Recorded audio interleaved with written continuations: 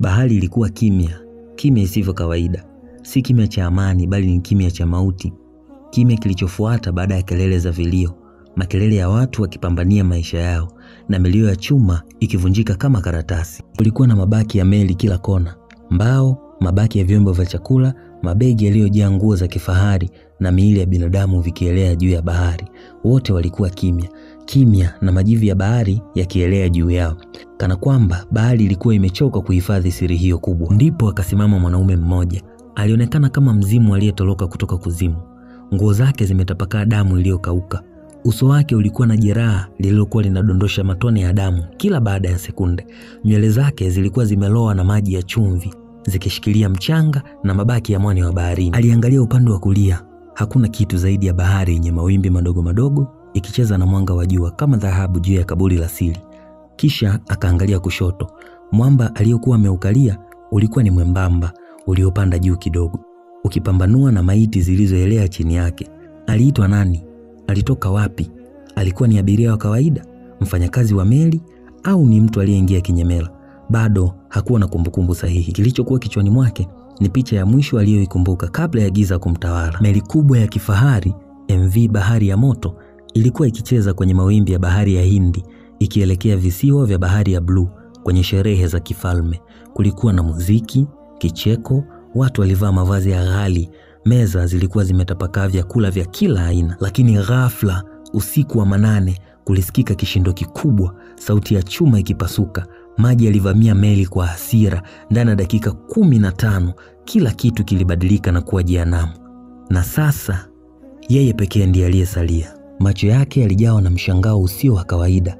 Mdomo wake ulikuwa wazi, lakini hakuweza kuzungumza. Alikuwa kimya, kana kwamba akili yake iliganda.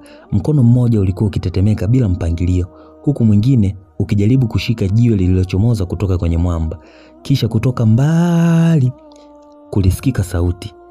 Saa 24 zimepita, bado hujasema neno. Sauti ya kike, sauti laini lakini ya tahadhari, ilitokea juu ya mwamba mwingine, ambapo walikuwa wamesimama watu wawili waliovaa sare za uokoaji.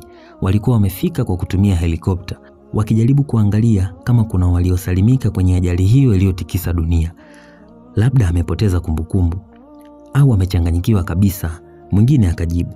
Lakini ghafla yule mwanaume alipiga kelele za kushangaza. Alijawa na mchanganyiko wa maumivu, hofu na kitu cha ajabu kisichoelezeka. Kisha akaanguka chini. Uso wake ukaangukia mchanga uliojaa matone ya damu na jasho. Je, nini sababu ya meli hiyo kuzama? Yule aliyepona alijulikana kwa jina moja tu, Maskini. Sio kwa sababu alizaliwa bila jina jingine, bali ni kwa sababu hakuna aliyemthamini vya kutosha na kumuita kwa heshima. Alikuwa mpishi wa meli ya kifahari iitwayo Bahari ya Moto, sehemu ya chini kabisa ya chombo hicho cha kisasa kilichokuwa kikielea kwa maringo juu ya maji ya bahari. Sauti yake haikusikika juu ya kelele za ngurumo za injini, wala kicheko cha abiria waliokuwa huko juu wakijivinjari. Maskini alihusiana zaidi na magunia ya viazi, maboksi ya sabuni na moto wa jikoni uliokuwa ukipiga mbio mchana kutwa, lakini alikuwa na macho yenye kuona mbali zaidi ya wengine.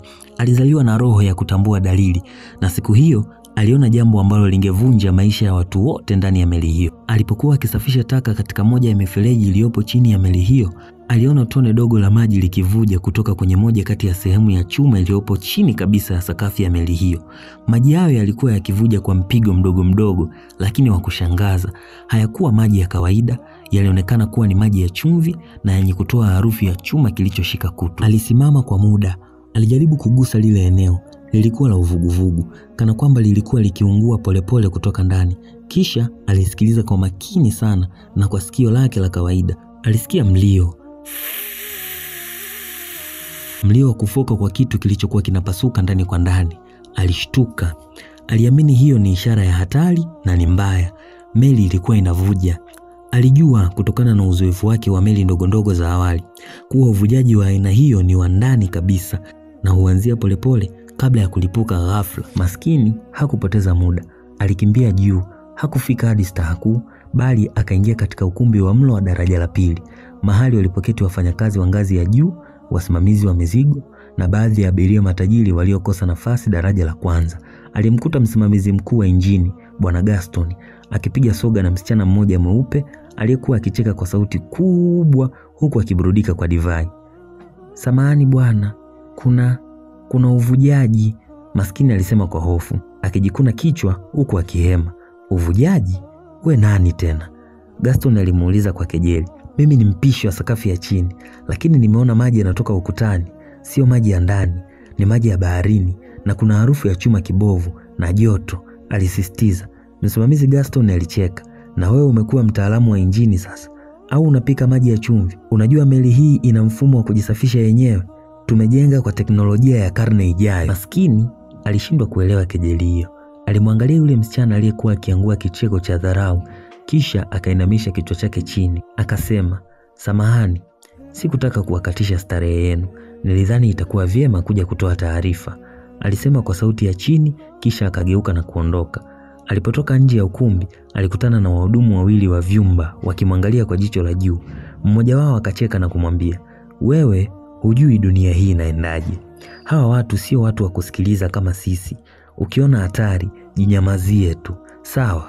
Lakini usiku ulipoingia, uvujaji uliongezeka. Sakafu ya chini ilianza kupatwa na joto la ajabu. Mashine zikaanza kupiga kelele za tofauti. Maji yalianza kuingia taratibu, na ghafla milio ya alamu ilipigwa, kitu ambacho hakikuwa kwenye ratiba ya mazoezi ya dharura. Hatari ikatangazwa. Watu wakaanza kukimbia. Maskini alikuwa tayari amejiandaa, amevua viatu na kufunga mfuko wake mdogo wa chakula cha dharura. Alijua muda umewadia. Alipanda ngazi moja baada ya nyingine, huku sauti za makelele zikiendelea.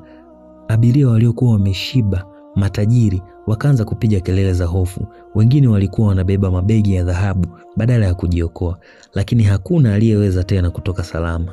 Maji yakavamia meli kwa kasi isiyoelezeka. Kulikuwa na milio ya vitu vikilipuka, chuma kikikunja chuma, na milio ya watu wakipiga mayowe ya mwisho maishani mwao. Na maskini alipenya katika dirisha dogo la kutolea hewa lililopo jirani na jikoni. Alijirusha baharini kabla ya meli haijazama kabisa. Alikuwa mtu wa kwanza kuonya, mtu wa mwisho kusikilizwa, na mtu pekee aliyenusurika. Wakati anaokolewa na kikosi cha uokoaji baada ya siku 2, hakuwa na maneno. Alikuwa kimya, si kwa sababu hakuwa na la kusema, bali ni kwa sababu alijua ulimwengu huu hausikilizi sauti za maskini. Siku 3 baada ya ajali ya MV Bahari ya Moto kuzama, mwili wa maskini ulikuwa umeharibika kwa kuvimba na maji ya bahari. Lakini alipoamka siku ya 5, moyo wake haukuwa na amani. Hakuweza kulala, kula wala kusahau. Aliendelea kumwona Gaston akimcheka, akimpuuza. Aliwaona watu wote waliomdharau wakizama kwenye ndoto zake kila siku. Alichukua uamuzi mzito. Ataenda kusema ukweli. Ataenda kwa serikali, ataenda kwa waandishi wa habari na yeyote anayetaka kumsikiliza. Hataki kusifiwa wala kusamehe. Alitaka dunia ijue kuwa ajali ile ilikuwa inaweza kuzuilika. Alitamani wachache waliomtegemea, waliokuwa wakimuona akisafisha sakafu, wangejua kuwa alikuwa na macho ya kuona mbali zaidi ya vioo vya daraja la kwanza. Alisafirishwa hadi jiji kuu kwa msaada wa shirika moja la misaada.